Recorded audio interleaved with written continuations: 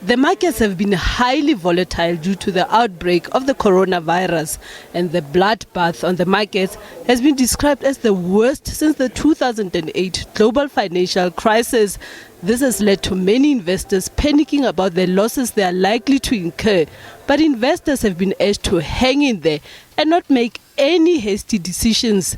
It's expected that the current volatility will reduce once the coronavirus subsides. What we're seeing now are short-term headwinds in the market that are bringing volatility to the markets.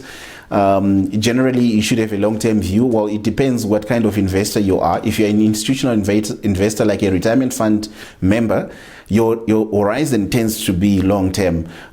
So as much as markets are giving us heart palpitations now, we will pass through. This is not the first crisis we've seen in the markets. If you go back in the last 40, 50 years, we've had even far bigger crises along the way, and the equity markets have managed to give us good returns. In the short term, it's volatile, and for now it's trending downwards. But if you look at the long-term trajectory of the equity market, it has given us very good positive returns. Diversifying your portfolio is one way of ensuring that you are able to deal with the risk of investing. This will enable you to have exposure to a number of different shares. Investments like government bonds, money market instruments, and property investments are regarded as safe havens that could reduce your risk, especially in times of uncertainty. And high-risk investments such as equities have proven to bite inflation over time. What you can do is use a vehicle like a unit trust, or what we call a collective investment scheme, that gives you the opportunity to buy units in a basket of shares. So you can have exposure with a small amount.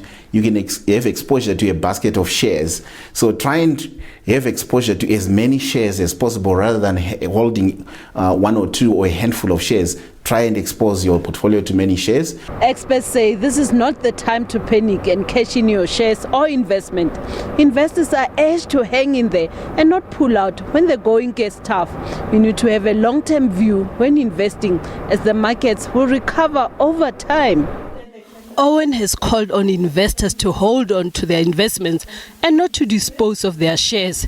He says this is the best time to invest and buy more shares, as they are likely to be much cheaper, and that as an investor, the best strategy now is not to do anything at all.